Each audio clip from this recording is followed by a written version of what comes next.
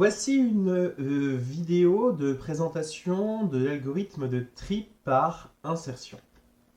Donc, ce tri par insertion va se faire sur une liste constituée de 5 éléments.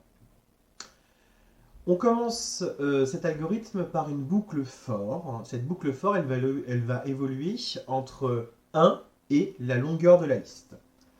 En l'occurrence ici, entre 1 et 4, puisque 5 est exclu.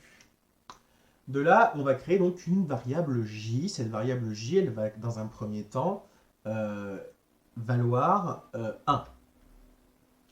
Ensuite, je crée ma clé. Ma clé, elle va correspondre à l'élément de la liste, l'élément qui se trouve à la position j, c'est-à-dire en l'occurrence ici, 394. Ensuite, je crée une autre variable, une variable i. Cette variable i, elle va prendre la valeur de j moins 1, en l'occurrence ici, 1 moins 1, donc 0. Ensuite, j'ai l'exécution d'une boucle while. Cette boucle while, elle a deux conditions, reliées par un opérateur logique et. Donc il faut que les deux conditions soient réunies pour que la boucle while puisse s'exécuter. Ici, les deux conditions sont i supérieur ou égal à 0 et liste i supérieure à clé. Dans notre cas, i est égal à 0. Donc, la première condition est respectée et liste i supérieure à clé, liste i vaut 864 et 864 est bien supérieur à 394, ce qui signifie que notre boucle, on va pouvoir entrer à l'intérieur et exécuter les instructions qui se trouvent à l'intérieur.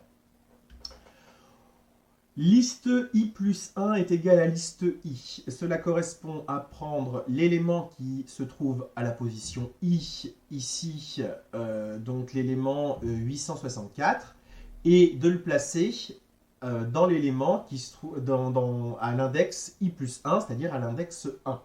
En l'occurrence, le 394 va partir et va être remplacé par 864. Et je soustrais à i, je soustrais 1.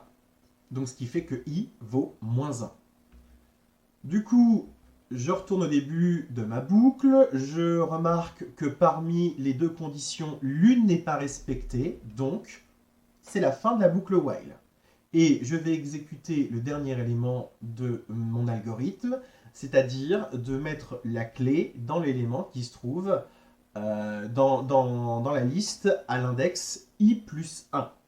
En l'occurrence ici, ça revient à le mettre à l'index 0.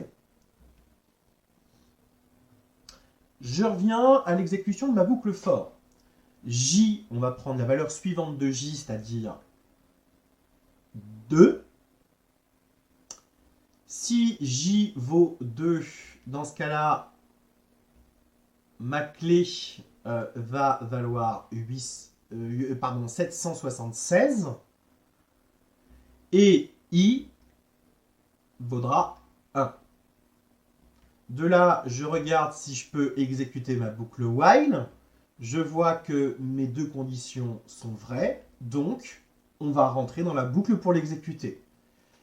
J'effectue mes copies d'éléments, je soustrais 1 à i,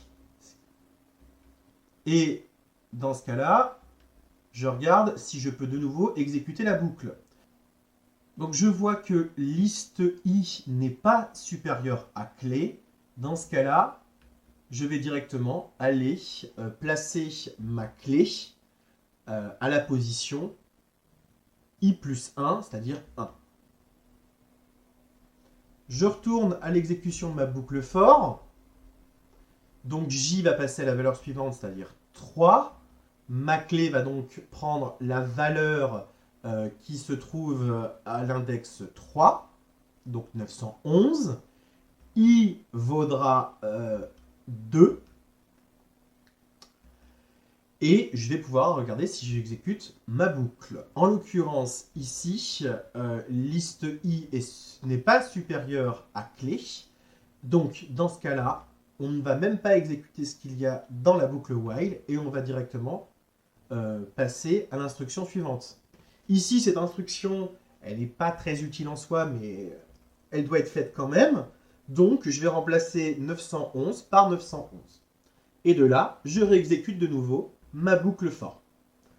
J passe à 4, dernière exécution de cette boucle for. P vaut donc ici 430. Et I, lui, va passer à la valeur 3. On regarde si on exécute la boucle while. En l'occurrence, toutes les conditions sont réunies pour pouvoir exécuter cette boucle. Et on va recommencer le principe de copie d'éléments et de soustraire 1 à chaque coup de boucle, on va soustraire 1 à I. Donc, ma boucle s'exécute toujours, puisque mes conditions sont toujours vraies. De là, je refais des recopies. Je soustrais 1 à I. Je continue de vérifier si mes conditions sont réunies pour exécuter ma boucle. En l'occurrence, les conditions sont toujours vérifiées. Donc, je continue d'exécuter ma boucle. Et je fais ma recopie d'éléments. Je continue toujours de vérifier si je peux exécuter ma boucle. En l'occurrence, liste I n'est pas supérieure à clé. Dans ce cas-là, ça veut dire que je n'exécuterai pas ma boucle une fois de plus. Et je passe à la dernière instruction qui consiste à replacer la clé à l'intérieur de mon élément. En l'occurrence ici, 430. Et maintenant, ma liste est triée.